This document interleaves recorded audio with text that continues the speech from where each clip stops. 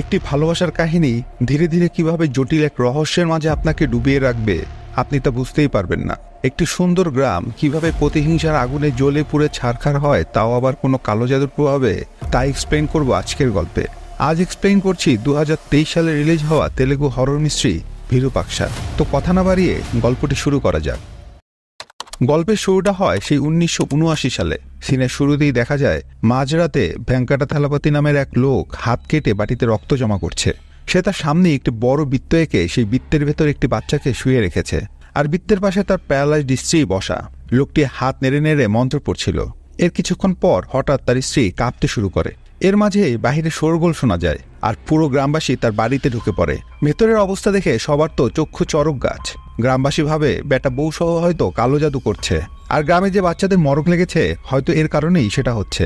তাই গ্রামবাসীরা কালো জাদুকারী ও তার স্ত্রীকে মারতে মারতে টেনে হেঁচড়ে বাইরে নিয়ে আসে আর একটি গাছের সাথে বেঁধে ফেলে। তাদের ছেলের সামনেই গ্রামবাসী ওদের গায়ে আগুন ধরিয়ে দেয়, আর পুড়তে পুড়তে ভেঙ্কাটা থালাপতির স্ত্রী গ্রামবাসীদের অভিশাপ দিতে থাকে এই বলে যে আজ থেকে 12 বছর পরে পুরো গ্রাম শ্মশানে পরিণত হবে, তোরা সবাই মরবি, কেউ বাঁচতে পারবি না। পরদিন সকালে গ্রামবাসীরা ভেঙ্কাটা থালাপতির ছেলেকেও মারতে চাইলে গ্রামের প্রধান হরিশ্চন্দ্র গ্রামের সকলকে বুঝিয়ে সুঝিয়ে ছেলেটিকে একটি অনাথ আশ্রমে রেখে আসে। হরিশ্চন্দ্র ছেলেটিকে আশ্রমে রেখে আসলে দেখা যায় ছেলেটি অনাথ আশ্রমে বারান্দায় দাঁড়িয়ে দাঁড়িয়ে মন্ত্র জপছে। এবার সিন শিফট হয় 12 বছর পর, সালটা 1991। মাঝরাতে একজন বয়স্ক লোক ক্ষেত পাহারা দেবার জন্য ক্ষেতের পাশেই শুতে যাচ্ছিল। ঠিক সেই সময় ক্ষেতে রাখা কাকতারুয়ার উপর একটি কাক এসে কর্কশরে ডাকতে থাকে। বয়স্ক লোকটি মাঝরাতে কাকের এমন কা কা ডাক শুনে বেশ ভয় পেয়ে যায়। হঠাৎ চারপাশে সবকিছু কেমন যেন স্তব্ধ হয়ে যায়, গা হিম করে দেওয়ার মতো একটা পরিবেশ। এর মাঝেই হঠাৎ কোথা থেকে যেন একটি কাক এসে লোকটির মাথায় আঘাত করে। লোকটি কাকের চোখের দিকে তাকালে যেন সম্মোহিত হয়ে যায় আর উঠে দাঁড়িয়ে কোথায় যেন হারিয়ে যায়। এরপর সিন শিফট হয়। এই ঘটনার 1 সপ্তাহ পরে সুরিয়া তার মা আর বন্ধু মিলে এই গ্রামের দিকেই আসছিল। গ্রামটির নাম মুদ্রাবানাম। এই গ্রামেই সুরিয়ার মায়ের জন্ম। এবার অনেক বছর পর গ্রামের পুজো উপলক্ষে তারা গ্রামে আসছে, কিন্তু হঠাৎ একটি কাক গাড়ির সামনে উইন্ডশিল্ডে এসে আঘাত করে। এটা দেখে সুরিয়ার মা বেশ চিন্তায় পড়ে যায়। সে বলে এটা তো অমঙ্গলের লক্ষণ, কিন্তু সুরিয়া এসব বিশ্বাস করে না। তাই সে কাকটিকে সরিয়ে ফেলে আর গ্রামের দিকে রওনা দেয়। ওদিকে গ্রামের পুরোহিত পুজোর তিথি দেখছিল, কারণ কয়েকদিন পরেই গ্রামে একটি পুজো হবে। গ্রামের লোকজন গীতার মতো একটি বইকে ফলো করে, যেটা তাদের গ্রামের পূর্বপুরুষরা লিখে গিয়েছিল। গ্রামে কোনো সমস্যা দেখা দিলে গ্রামবাসীরা এই বইতেই তার সমাধান খুঁজত। এদিকে সুরিয়া গ্রামে তার খালাতো বোন পার্বতীর বাড়িতে ওঠে। পার্বতী এখানে তার স্বামী ও ছেলেকে নিয়ে থাকে। পার্বতীর কানে সমস্যা থাকায় সে বাম কানে তেমন একটা শুনতে পেত না। যাই হোক, সেদিন সন্ধ্যায় সুরিয়া ও তার বন্ধু মিলে একটি ট্রি হাউসের উপর বসে গল্প করছিল। হঠাৎ তারা একটি মেয়েকে মুখে কাপড় বেঁধে মুরগি চুরি করতে দেখে, আর এটা দেখে গ্রামের এক লোক চোর চোর বলে চিৎকার করতে থাকে। লোকটির চিৎকারে গ্রামবাসী চোরকে তাড়া করা শুরু করে। মেয়েটি একটি গোয়াল ঘরে এসে লুকালে সুরিয়া তাকে ধরে ফেলে, আর সে মেয়েটির চোখ দেখেই তার প্রেমে পড়ে যায়। মানে লাভ এট ফার্স্ট সাইট কিসিমের ব্যাপার স্যাপার আর কি। পরের দিন সুরিয়া তার মাকে নিয়ে গ্রামের প্রধান হরিশ্চন্দ্রের বাড়িতে যায়। আসলে গ্রামে সুরিয়ার মায়ের কিছু জমি ছিল, এখন তিনি সেই জমি গ্রামের স্কুল বানানোর জন্য দান করতে চান। আর এখানেই সুরিয়া রাতে সেই চুন্নি মেয়েটিকে দেখে ফেলে, যার নাম ছিল নন্দিনী। নন্দিনী হলো হরিশ্চন্দ্র প্রসাদের একমাত্র মেয়ে। কিছুক্ষণ পর একজন ডাক্তার এসে নন্দিনীকে ইঞ্জেকশন দেয়, কারণ নন্দিনীর মৃগী রোগ ছিল, তাই মাঝে মাঝে তার হাত পা কেমন যেন বেঁকে যেত। তাই প্রতি সপ্তাহে সে এই ইঞ্জেকশনটি নিত। যাই হোক, এর পরের সিনে এক কাপলকে দেখানো হয় যাদের নাম সুধা ও কুমার। সুধা হলো নন্দিনীদের বাড়িতে কাজ করা মহিলার মেয়ে, আর কুমার হলো পাশের গ্রামের। সিনে দেখা যায় তারা চুপি চুপি প্রেম করছে, আর তাদের পাহারা দিচ্ছে নন্দিনী। হঠাৎ সেখানে সুরিয়া চলে আসে আর নন্দিনীকে দাঁড়িয়ে থাকতে দেখে বুঝে ফেলে ভেতরে কেউ আছে। এর কিছুদিন পর পুজো শুরু হবে, আর পুজো শেষ হলেই সুরিয়ারা চলে যাবে। তাই যাওয়ার আগে সুরিয়ার মা সুরিয়াদের গ্রামের পুরনো বাড়িটা পার্বতীর নামে লিখে দেয়। একদিন সুরিয়া নন্দিনীকে তার বাড়িতে পৌঁছে দিতে যায়। যাওয়ার সময় সুরিয়া নন্দিনীকে প্রপোজ করে, কিন্তু নন্দিনী রাজি হয় না। আসলে নন্দিনীও সুরিয়াকে মনে মনে ভালোবাসতো, কিন্তু সে এই গ্রামকে অনেক ভালোবাসতো। সুরিয়াকে বিয়ে করলে গ্রাম ও সবাইকে ছেড়ে দূরে চলে যেতে হবে, এই ভয়ে সে সুরিয়ার কথায় রাজি হচ্ছিল না। সব শুনে সুরিয়া বলে, আমি চলে যাওয়ার দিন পর্যন্ত তোমার জন্য অপেক্ষা করব, তুমি আরো ভেবে দেখো। এরপর পুজোর দিন সবাই মিলে পুজোর আয়োজন করছিল, আর তখন ক্ষেত থেকে নিরুদ্দেশ হওয়া সেই বয়স্ক লোকটি মন্দিরের দিকে আসতে থাকে। গ্রামের সবাই তার দিকে অবাক হয়ে তাকিয়ে থাকে। লোকটি সারা মুখে কেমন যেন ঘায়ের দাগ। সবাই ভাবতে থাকে যে 1 সপ্তাহ ধরে নিখোঁজ, তার এই অবস্থা করলো কে? আর এতদিনই বা সে কোথায় ছিল? এদিকে লোকটি মন্দিরে ঢুকেই রক্তবমি করতে করতে সেখানেই মারা যায়। এটা দেখে গ্রামবাসীরা স্তব্ধ হয়ে যায়। তারা ভাবতে থাকে, পুজোর আগে এভাবে একজন মারা গেল, এ তো অমঙ্গলের লক্ষণ। এসব দেখে পূজারী সেই পুরনো বইটি বের করে আর সেখানে এর সমাধান খুঁজতে থাকে। পুরোহিত বলে 8 দিনের জন্য গ্রামটিকে বন্ধ করতে হবে, কেউ যেন গ্রামের বাইরে যেতে বা অন্য গ্রামে কেউ যেন এই গ্রামে প্রবেশ করতে না পারে, আর পুজো পাঠ করে গ্রামের সীমানা একটি বৃত্তের মধ্যে নিয়ে আসতে হবে। পুরোহিত আরও জানায়, যারা বাইরে থেকে গ্রামে এসেছে তারা যেন সূর্য ডোবার আগেই গ্রাম ছেড়ে চলে যায়, আর মন্দিরও তালাবন্ধ করে দেয়। এরপর গ্রামের প্রধান গ্রামের লোকদের যার যা দরকার তা সবাইকে ডেকে বিলিয়ে দেয়, যেন এই 8 দিন গ্রামের কাউকে গ্রামের বাইরে যেতে না হয়। এরপর পূজারী গ্রাম রক্ষা করার জন্য পূজা পাঠ শুরু করে। যেহেতু গ্রামের বাইরের লোকদের গ্রাম ছেড়ে যেতে হবে, তাই সূর্যারা চলে যাবে। যাবার আগে সে একবার নন্দিনীর সাথে দেখা করতে চায়। অন্যদিকে নন্দিনীরও সূর্যার কথা ভেবে মন খারাপ হচ্ছিল। নন্দিনী যখন সূর্যার সাথে দেখা করতে যাবে, ওর হঠাৎ আবার তার মৃগী রোগটি দেখা দেয়। ওর হাত পা কাঁপতে শুরু করে, ফলে ধাক্কা লেগে ঘরে রাখা ওর ওষুধগুলো মেঝেতে পড়ে ভেঙে যায়। কিছুক্ষণ পরে নন্দিনীর বাবা এসব দেখে তাড়াতাড়ি ডাক্তারকে কল করে। ডাক্তার এসে দেখে সব ওষুধ নষ্ট হয়ে গেছে, তাই সে তার অ্যাসিস্ট্যান্টকেও কল করে ওই ওষুধগুলো জলদি নিয়ে আসতে। ওদিকে সূর্যারা গ্রাম থেকে চলে যাওয়ার পথে রাস্তায় একজনের অ্যাক্সিডেন্ট দেখে গাড়ি থামায়। সূর্যা তাকে সাহায্য করতে চাইলে সে বলে, আমি ঠিক আছি, এই ওষুধগুলো যত তাড়াতাড়ি সম্ভব গ্রাম প্রধানের বাড়ি পৌঁছে দিতে হবে, না হলে তার মেয়ে অর্থাৎ নন্দিনী মারা যাবে। আসলে এই ছেলেটি ছিল ডাক্তারের অ্যাসিস্ট্যান্ট। সূর্যা তাড়াতাড়ি ওষুধটি নিয়ে গ্রাম প্রধানের বাড়ির দিকে রওনা দেয়, আর অপরদিকে পুরোহিতরা গ্রামের চারদিকে বৃত্ত আঁকতে থাকে। কিন্তু সমস্যা হলো, একবার বৃত্ত আঁকা হয়ে গেলে আর কেউ ভেতরে আসতে পারবে না, আবার বেরো হতে পারবে না। সিনে দেখা যায় বৃত্ত আঁকা শেষ হওয়ার একদম লাস্ট মোমেন্টে সূর্যা গ্রামে প্রবেশ করে। এরপর নন্দিনীকে ইঞ্জেকশন দিলে সে সুস্থ হয়ে ওঠে। কিন্তু সূর্যা গ্রামে আটকা পড়ে যায়, যার অর্থ আগামী 8 দিন সে আর গ্রাম থেকে বের হতে পারবে না। এদিকে ওই দিন রাতেই সুধা কুমারের সাথে পালানোর প্ল্যান করে, আর প্ল্যান মতো সুধা লুকিয়ে লুকিয়ে গ্রামের বাইরে সেই বৃত্ত পেরিয়ে বাইরে বেরিয়ে আসে। অন্যদিকে কুমার স্টেশনে সুধার জন্য অপেক্ষা করতে থাকে। সুধা স্টেশনে পৌঁছালে কুমার কথা বলতে বলতে রেল লাইনে গিয়ে দাঁড়ালে ট্রেন এসে কুমারকে ধাক্কা দেয়, আর কুমারের দেহ মুহূর্তে ক্ষতবিক্ষত হয়ে যায়। চোখের সামনে প্রেমিককে এভাবে মরতে দেখে সুধা একদম হতবিহ্বল হয়ে যায়। সে মানতেই পারছিল না যে যার উপর ভরসা করে সে গ্রাম থেকে পালাচ্ছিল সে আর নেই। এরপর সুধা কেমন যেন অদ্ভুতভাবে হাঁটতে হাঁটতে গ্রামে ফিরে আসে, আর গ্রামে পা রাখতে গ্রামের সব আলোগুলো হঠাৎ একসাথে বন্ধ হয়ে যায়। আর সুধা আনমনা হয়ে হাঁটতে হাঁটতে গাছের ডালে থাকা মৌমাছির মৌচাকে মুখ লাগিয়ে দিলে মৌমাছিগুলো সুধার পুরো মুখে কামড়াতে থাকে। সিন শিফট হয়, দেখা যায় নন্দিনী সূর্যার সাথে দেখা করতে এসেছে। নন্দিনী বলে, আমাকে বাঁচানোর জন্য তুমি কেন ফিরে এলে? আমি তো শুধু মায়ের স্মৃতি আঁকড়ে বেঁচে আছি, আমি এই গ্রাম ছেড়ে তোমার সাথে যেতে পারবো না, তুমি আমাকে ভুলে যেও। এটা বলে নন্দিনী ওর মায়ের শেষ চিহ্ন একটি লকেট সূর্যার গলায় পরিয়ে দেয়, আর বলে, ভেবে নিও আমি সবসময় তোমার সাথেই আছি। পরের সিনে পার্বতী বাড়ির বারান্দায় বসে তার ছেলেকে পড়াচ্ছিল। তখন পাশের জঙ্গল থেকে সে একটি আওয়াজ শুনতে পায়। এটা কি দেখার জন্য পার্বতী সেদিকে যায়। সে দেখে একজন লোক বসে কান্না করছে, আর একটি দা দিয়ে কাঠের গুঁড়ির ওপর আঘাত করছে। পার্বতী ওনাকে ডাকলে দেখতে পায় এটা সুরি। পার্বতী বলে, তুমি কেন কান্না করছো? আর তখনই সুরি দা দিয়ে নিজের গলা কেটে ফেলে। পার্বতী এসব দেখে একদম স্তব্ধ হয়ে যায়। সে প্রথম চিৎকার করছিল, কিন্তু তার গলা দিয়ে কোনো শব্দই বের হচ্ছিল না। এরপর যখন সে জোরে চিৎকার করে ওঠে, তখন গ্রামবাসীরা সকলে ছুটে আসে। তারা সব দেখে ভাবে সুরির অনেক ঋণ ছিল, তাই হয়তো সে ঋণের বোঝা বইতে না পেরে আত্মহত্যা করেছে। পরের দিন পার্বতীও কেমন যেন অদ্ভুত আচরণ করা শুরু করে। সে এক মনে সেলাই করছিল। হঠাৎ কি মনে করে সেলাই বন্ধ করে ঘরে গিয়ে একটি সুই দিয়ে কানে এফোর ওফোর করে দেয়। পার্বতী এইভাবে আত্মহত্যা করায় গ্রামের সকলে কান্নাকাটি করতে থাকে। সবাই ভাবে পার্বতী তার কানের যন্ত্রণা সহ্য করতে না পেরে হয়তো এমনটা করেছে, কারণ সে অনেকদিন ধরেই কানের সমস্যায় ভুগছিল। কিন্তু পূজারীর কেমন যেন একটা সন্দেহ হতে থাকে। কানে যন্ত্রণা তাই বলে আত্মহত্যা করবে, এটা ঠিক হিসেবে মিলছে না। আর হঠাৎ করে গ্রামের মানুষ আত্মহত্যা কেন করছে? নিশ্চয়ই হয়তো কেউ নিয়ম ভঙ্গ করে গ্রামের বাইরে গিয়েছে। তাই সে গ্রামবাসীদের সবার ঘরে ঘরে গিয়ে চেক করতে বলে সবাই আছে কিনা। ওদিকে সুধার বাবা মা লোকলজ্জা ও মানসম্মানের ভয়ে সুধার বাড়ি ছেড়ে চলে যাওয়ার কথাটি গোপন রাখে। গ্রামবাসীরা যখন সুধাদের বাড়িতে চেক করতে যায়, তখন তারা বলে যে সুধা বাথরুমে গোসল করছে। এদিকে গ্রামবাসী পরে আরেক সমস্যায়। এখন এই লাশগুলো জ্বালানোর জন্য তো তাদের শ্মশানে যেতে হবে, যেটা গ্রামের বাইরে। তাই তারা সিদ্ধান্ত নেয় গ্রামের যে পুরনো বাড়ি রয়েছে তার উঠানে তারা লাশগুলো দাহ করবে। লাশগুলো যখন দাহ করার জন্য নিয়ে যাওয়া হয়, তখন সূর্যা খেয়াল করে পার্বতীর ডান কান দিয়ে রক্ত পড়ছে। সূর্যার মনে পড়ে যে ওর তো বাম কানে প্রবলেম ছিল, তাহলে সে ডান কানে কেন আঘাত করলো। অন্যদিকে গ্রামের বাইরে জঙ্গলে একটি কাক মরে নিচে পড়েছিল, আর তখন একজন সন্ন্যাসী কাকটাকে টাচ করে দৈব শক্তির সাহায্যে গ্রামের ব্যাপারে বুঝতে পারে। আর তখনই গ্রামের কাছে এসে বলে, এই গ্রামের উপর কালো ছায়া আছে, নিশ্চয়ই কেউ কালো জাদু করছে। এই গোলাকার দাগটিকে সরাও, না হলে খুব তাড়াতাড়ি পুরো গ্রাম শ্মশানে পরিণত হবে। এই বৃত্তাকার দাগ আর তোমাদের রক্ষা করতে পারবে না, এটা সরাও, আমি তোমাদের সাহায্য করতে পারবো। কিন্তু পূজারী রাজি হয় না। সে বলে, তুমি দাগ পার করো না, এতে নিয়ম ভঙ্গ হবে। সন্ন্যাসী বলে, তোমরা নিয়ম যদি ঠিকঠাক পালনই করো তাহলে 4 জন লোক কেন মারা গেল? গ্রামের কেউই সন্ন্যাসীর কথা বিশ্বাস করছিল না। সন্ন্যাসী বলে, এদের মারা যাবার পেছনে একটি কারণ রয়েছে, একদিন তোমরা সেটা বুঝতে পারবে। এটা বলে সন্ন্যাসী সেখান থেকে চলে যায়। এরপর সবাই সেখান থেকে চলে গেলে সুরিয়া ডাক্তারকে বলে যে, আমার সন্দেহ হচ্ছে পার্বতী আপা হয়তো আত্মহত্যা করেনি। ওর তো বাম কানে প্রবলেম ছিল, তাহলে ও ডান কানে সুই ঢুকিয়ে কেন আত্মহত্যা করবে? আমি এর কারণ বের করেই ছাড়বো। এরপর সুরিয়া ও ডাক্তার মিলে সকলকে জিজ্ঞাসাবাদ করা শুরু করে। তারা এক বয়স্ক মহিলার কাছে জিজ্ঞেস করলে সে বলে, সেদিন 4টার সময় সুরির এখানে আসার কথা ছিল, কিন্তু সে আসেনি। এটা শুনে ওরা বুঝে যায় যে তাহলে বাড়ি থেকে এখানে আসার রাস্তায় কিছু একটা হয়তো হয়েছিল। তখন ওরা সেই রাস্তা দিয়ে যেতে থাকে।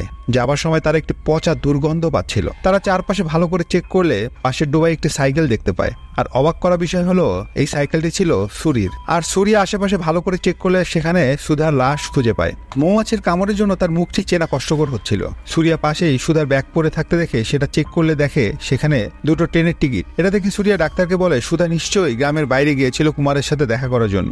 এবার সুরিয়া স্টেশনে ফোন করে সুধা ও কুমারের ব্যাপারে জিজ্ঞেস করলে স্টেশন মাস্টার বলে, একটা কাপল স্টেশনে এসেছিল, ছেলেটা ট্রেনে চাপা পড়ে মারা গেছে, কিন্তু মেয়েটি কোথায় চলে গেছে তার খোঁজ আর পাওয়া যায়নি। সুরিয়া এবার মর্গে তার এক বন্ধুকে পাঠিয়ে নিশ্চিত হয় যে এটা কুমারেরই লাশ।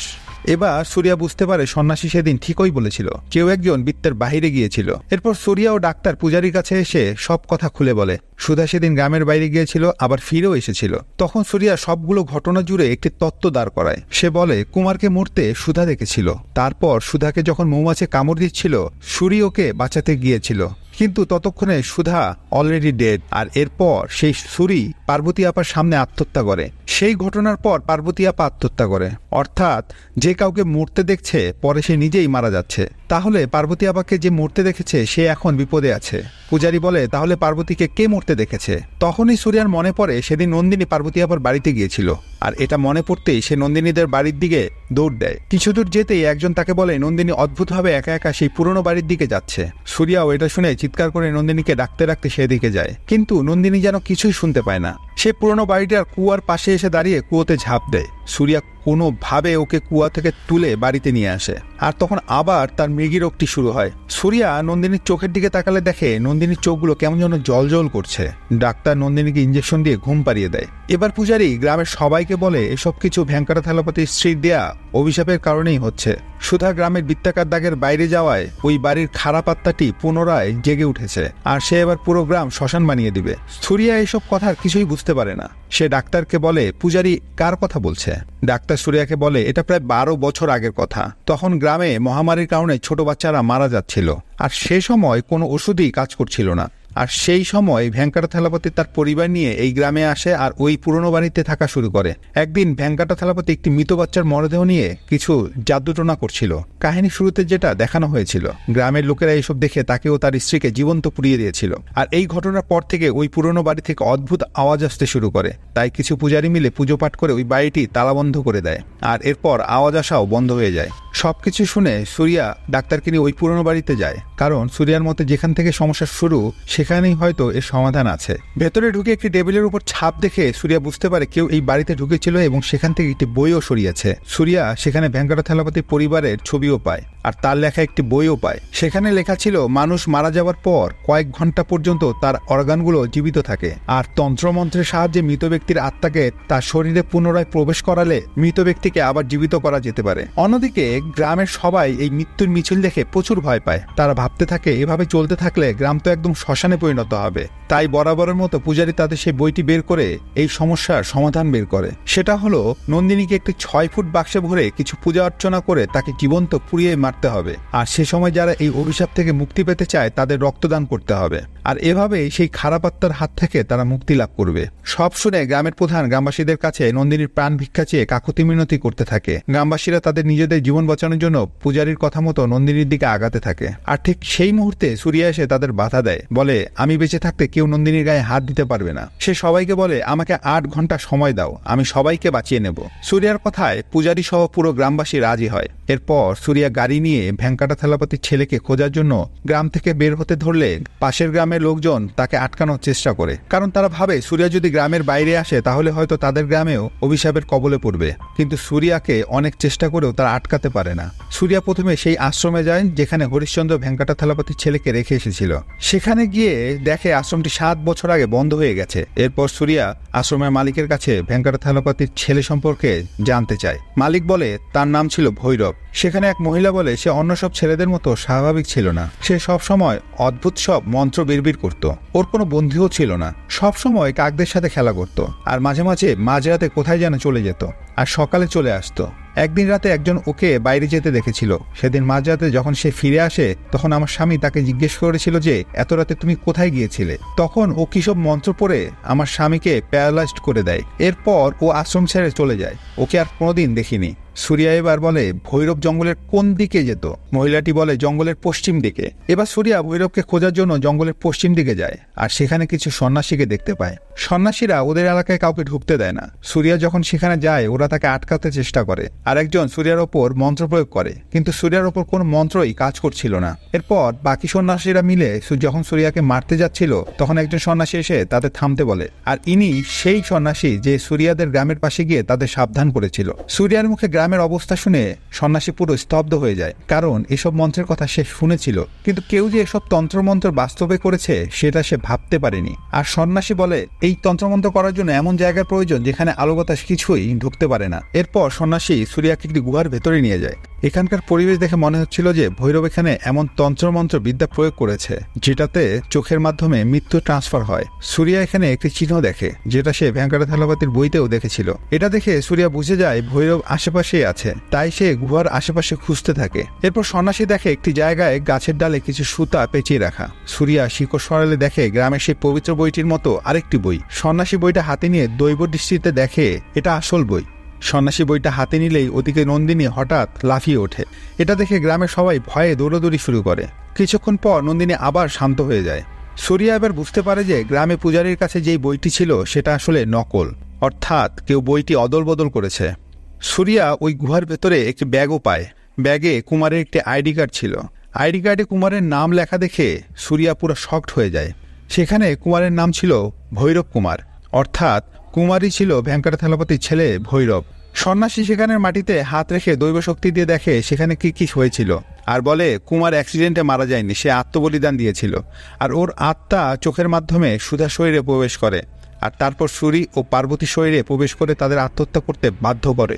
কিন্তু এইসব কালো জাদু করে কুমারের পক্ষে গ্রামের সেই বৃত্তাকার দাগ পার করা সম্ভব নয়। কুমার সুধাকে প্রেমের ফাঁদে ফেলে সেই দাগ পার করিয়েছিল আর তারপর সুধার সামনে আত্মহত্যা করে সুধার মাধ্যমে গ্রামে প্রবেশ করেছে। আর এখন নন্দিনীকে জীবন্ত জ্বালানো ভৈরবের একটি প্ল্যান, যেন একসাথে পুরো গ্রাম ধ্বংস হয়ে যায়। কিন্তু সন্ন্যাসী বলে নিশ্চয়ই গ্রামের ভেতরের কেউ তাকে সাহায্য করেছে আর তাকে দিয়ে সে মন্দিরের বইটি অদল বদল করিয়েছে, আর সেও গ্রামে থেকে কালো জাদু প্রয়োগ করেছে গ্রামটিকে ধ্বংস করার জন্য।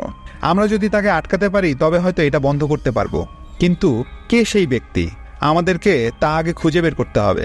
অন্যদিকে সুরিয়ার গ্রামবাসীকে দেওয়া 8 ঘন্টা সময় পেরিয়ে যাওয়ায় গ্রামবাসীরা নন্দিনীকে বাক্সে ভরে ফেলে, আর হরিশ্চন্দ্রের এসব কিছু তাকিয়ে দেখা ছাড়া আর কোনো কিছুই করার ছিল না। গ্রামবাসীরা নন্দিনীকে বাক্সে ভরে পুরনো বাড়িটার দিকে নিয়ে যায়। আর ওদিকে সন্ন্যাসী ও সুরিয়া যখন গাড়ি করে ফিরছিল তখন সন্ন্যাসী সুরিয়াকে বলে, সন্ন্যাসীদের মন্ত্র তোমার উপর কাজ করছিল না কেন? তোমার মাঝে কি শক্তি আছে? আর তখনই ওদের গাড়িটা একটা অ্যাক্সিডেন্ট করে। অন্যদিকে গ্রামবাসীরা নন্দিনীকে পুরনো বাড়িটাতে নিয়ে যায়। পুরনো বাড়ির সামনে একটি বৃত্ত আঁকা হয় আর তেল দিয়ে তা পূর্ণ করা হয়। আর পুরো গ্রামবাসী বড় একটা কুড়ালে হাত রেখে একে একে রক্ত বিসর্জন করতে থাকে, কারণ পূজারীর কথা মতো নিজেদের বাঁচানোর এটাই ছিল একমাত্র উপায়। ওদিকে অ্যাক্সিডেন্টে সুরিয়ারা কপালগুনে বেঁচে যায়, কিন্তু পাশের গ্রামের লোকেরা আবার তাদের উপর হামলা করে। সুরিয়া সন্ন্যাসীকে বলে, আপনি নন্দিনী ও গ্রামবাসীকে বাঁচান, আমি এদের দেখছি। সুরিয়া গ্রামবাসীদের বোঝানোর চেষ্টা করে যে আমি এর সমাধান জানি, আমাকে যেতে দাও। কিন্তু কেউ ওর কথা শুনতে ও মানতে রাজি নয়। তাই সুরিয়া উপায় না পেয়ে গাড়িটাতে আগুন ধরিয়ে পালিয়ে যায়। সুরিয়া গ্রামে এসে আসল বইটি পূজারীকে দেখায়, কিন্তু ততক্ষণে অনেক দেরি হয়ে গেছে। পুরো গ্রামটি আত্মাটির বশে চলে এসেছে। সবার চোখ কেমন যেন সাদা হয়ে গেছে, কারণ ওরা সবাই রক্তদান করেছে। সন্ন্যাসী সেই বৃত্তের ভেতরে থাকা নন্দিনীকে বাইরে আনার চেষ্টা করে, কিন্তু ওর কাছে এত শক্তি না থাকায় সে ভেতরে যেতে পারছিল না। এবার সন্ন্যাসী বৃত্তাকার দাগের উপর হাত দিয়ে তার দৈব শক্তি দিয়ে বোঝার চেষ্টা করছিল যে তারা এখন কি করবে। সুরিয়া লোহার রড দিয়ে কাঠের বাক্সটি ভাঙতে ধরলে সন্ন্যাসী তাকে বাধা দেয়। তখন সুরিয়ার হাত থেকে রডটি বৃত্তের ভেতরে পড়লে নিমিষেই পুরে ছাই হয়ে যায়। সন্ন্যাসী বলে, এটা মহা অগ্নি, তুমি ভেতরে যেতে পারবে না। আমিও শক্তিতে ওর সাথে পেরে উঠব না, তবে কিছুক্ষণ আটকাতে পারবো। তুমি এখন এই গ্রামে ভীরুপাক্ষা, অর্থাৎ তুমি রক্ষক। সন্ন্যাসী বলে, তুমি ভালো করে গ্রামবাসীকে দেখো, এখানে একজন উপস্থিত নেই, খুঁজে বের করো কে সে। সুরিয়া গ্রামবাসীর দিকে তাকিয়ে খুঁজতে থাকে যে কে নেই, কে ভৈরবকে সাহায্য করছে। এখানে হরিশ্চন্দ্রকে না দেখে সুরিয়ার মনে সন্দেহ জাগে। সুরিয়া হরিশ্চন্দ্রের বাসায় গিয়ে তাকে খুঁজতে থাকে। পুরো বাড়ি অন্ধকার। সে আলো হাতে নিয়ে খুঁজতে খুঁজতে সেখানে একটি গোপন রুম খুঁজে পায়। অন্যদিকে সন্ন্যাসী ভৈরবের আত্মাকে নন্দিনী শরীর থেকে বের করার চেষ্টা করছিল, কিন্তু ভৈরবের আত্মা ছিল অনেক শক্তিশালী। সন্ন্যাসী তার সাথে পেরে উঠছিল না। এদিকে সুরিয়া রুমের ভেতরে ঢুকে দেখে সেখানে অনেক মুরগি মরে পড়ে আছে, অর্থাৎ এইখানেই কালো জাদু করা হয়েছিল। আর এই রুমে সুরিয়া ভেঙ্কটা থালাপতি আরেকটি ফ্যামিলি পিকচার খুঁজে পায়, যেখানে 4 জন সদস্য ছিল। মানে ভেঙ্কটা থালাপতি, তার স্ত্রী ভৈরব ও সাথে আরও একজন। কিন্তু কে সে? সুরিয়া ছবিটি হরিশ্চন্দ্রকে দেখে জিজ্ঞেস করে কে ও। হরিশ্চন্দ্র বলতে শুরু করে, অনেক বছর আগে যখন ভেঙ্কটা থালাপতির বাড়িটি পুজো করে বন্ধ করা হচ্ছিল, তখন আমি ওই বাড়ি থেকে কিছু আওয়াজ শুনতে পাই। সেখানে গিয়ে আমি একটি বাচ্চা মেয়েকে কাঁদতে দেখি। গ্রামের লোক ওর কথা জানলে ওকেও মেরে ফেলবে, তাই আমি ওকে আমার বাড়িতে নিয়ে আসি, আর নাম রাখি নন্দিনী। যাই হোক, হরিশ্চন্দ্র হাত জোর করে সুরিয়াকে বলে, নন্দিনীকে গ্রামবাসীর হাত থেকে বাঁচাও। কিন্তু পরক্ষণেই সুরিয়া রেগে গিয়ে বলে, গ্রামবাসীর থেকে নন্দিনীকে নয়, বরং নন্দিনীর হাত থেকে গ্রামবাসীকে বাঁচাতে হবে। তুমি যাকে নিয়ে এসেছিলে সেই এসবের মূলে আছে। সেই গ্রামটাকে ধ্বংস করার জন্য গ্রামের পবিত্র বইটিকে পাল্টে দিয়েছিল। সে আর কেউ নয়, তোমার আদরে নন্দিনী। ওদিকে ভৈরব ও নন্দিনীর সাথে সন্ন্যাসী পেরে উঠছিল না। নন্দিনী একটি মন্ত্র পড়ে সেখানে একটি আগুনের বৃত্ত বানায়, আর কাকের সাহায্যে পাশের গাছটাতে আগুন ধরিয়ে দেয়। এটা সেই গাছ যে গাছে ওদের বাবা মাকে জীবন্ত পুড়িয়ে মারা হয়েছিল। আর মন্ত্র পরে গ্রামবাসীকে আগুনের দিকে ঠেলে দিচ্ছিল, মানে গ্রামবাসীরা নিজেরাই আত্মহত্যা করার জন্য আগুনের দিকে এগুচ্ছিল। এবার সুরিয়া নন্দিনীকে বলে, তুমি ভুল করছো, তোমার বাবাও ভুল করেছিল। এটা শুনে নন্দিনী ও ভৈরবের আত্মা চিৎকার করে বলে, আমার বাবা কোনো দোষ করেনি। নন্দিনী এবার বলা শুরু করে। সে বলে, আমাদের পরিবার অনেক হাসি খুশি ছিল, কিন্তু হঠাৎ আমার মা প্যারালাইজড হয়ে যায়। বাবা অনেক ডাক্তার দেখিয়েছিল, কিন্তু কোনো লাভই হয়নি। আর সেই সময় বাবা অথর্ববেদের সম্পর্কে জানতে পারে। অথর্ববেদ আসলে এমন এক বিদ্যা যেখানে তন্ত্রমন্ত্র দিয়ে অনেক মিরাকেল করা সম্ভব হতো। বাবা এই অথর্ববেদের সাহায্যে সিদ্ধি লাভ করে, আর বাবা অনেক তন্ত্রমন্ত্র পরে একটি লকেট বানিয়ে মার গলায় পরিয়ে দেয়, যেন মা সুস্থ হয়ে ওঠে। আর এটা সেই লকেট যেটা নন্দিনী সুরিয়াকে পরিয়ে দিয়েছিল। মূলত এটার জন্যই সন্ন্যাসীদের মন্ত্র ওর উপর কাজ করেনি। যাই হোক, এরপর বাবা একদিন হাসপাতালে গিয়ে সদ্যমৃত একটি বাচ্চা মেয়ের লাশ নিয়ে আসে, কারণ কেউ মারা যাবার পর তার শরীরের অর্গান কিছু সময় পর্যন্ত জীবিত থাকে। তাই বাবা তন্ত্রমন্ত্র করে মায়ের আত্মাকে ওই মৃত শরীরে প্রবেশ করাতে চেয়েছিল, যেন মায়ের প্যারালাইজের সমস্যা ঠিক হয়ে যায়। আর এটাই আমরা দেখেছিলাম সিনেমার প্রথম দৃশ্যে। আর মূর্খ গ্রামবাসীরা কোনো কিছু না জেনে না বুঝে বাবা মাকে জীবন্ত পুড়িয়ে মেরেছিল। আর তখন আমার বাবা মাকে চোখের সামনে আগুনে জ্বলতে দেখে আমি জ্ঞান হারিয়ে ফেলি। কিছুক্ষণ পর আমার জ্ঞান ফিরে। 1 সপ্তাহ আমি এই বাড়িতেই একাই ছিলাম। এরপর হরিশ্চন্দ্র আমাকে খুঁজে পেয়ে আমাকে তার বাড়িতে নিয়ে গিয়েছিল, কিন্তু আমি আমার বাবা মায়ের মৃত্যুর বদলা নিতে চেয়েছিলাম। এরপর আমি আবার আমাদের বাড়িতে গিয়েছিলাম, আর সেখানে ভৈরবের সাথে আমার দেখা হয়। তখনই আমরা ঠিক করি পুরো গ্রামটিকে আমরা জীবন্ত পুড়িয়ে মারব। তারপর আমরা বাবার বই থেকে তন্ত্রমন্ত্র চর্চা করা শুরু করি। আর আমি মন্দিরের বইটি একটি নকল কপি বানিয়ে সেটা পাল্টে দিয়েছিলাম, আর শুরু করি এই মরণ খেলার। সব শুনে সুরিয়া বলে, গ্রামবাসীরা তো না জেনে ভুল করেছে, কিন্তু তুমি তো জেনে বুঝে ভুল করছো। এদের মাঝে এমন অনেকে আছে যারা তোমার বাবা মার মৃত্যুর জন্য দায়ী নয়, এমনকি তাদের হয়তো চেনেও না। তবুও যদি তুমি ওদের মারতে চাও, তাহলে সবার আগে আমাকে মারতে হবে। কিন্তু তুমি তো আমায় ভালোবাসো, তুমি কিভাবে আমাকে মারবে? নন্দিনী বলতে থাকে যে আমি তোমাকে ভালোবাসি না। আর সেই সময় ভৈরবের আত্মা সুরিয়াকে মারার চেষ্টা করছিল, কিন্তু লকেটটি সুরিয়ার গলায় থাকায় সে কিছুতেই তাকে মারতে পারছিল না।